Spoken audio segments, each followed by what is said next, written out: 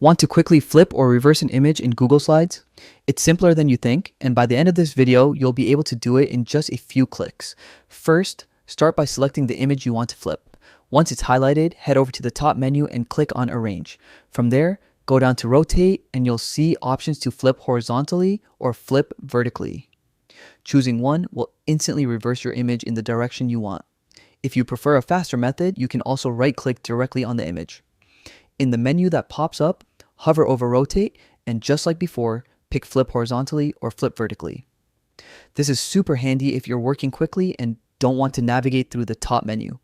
Flipping an image can be perfect for creating mirror effects, adjusting layouts, or simply giving your slides a fresh look. It's one of those small tricks that makes a big difference in presentations.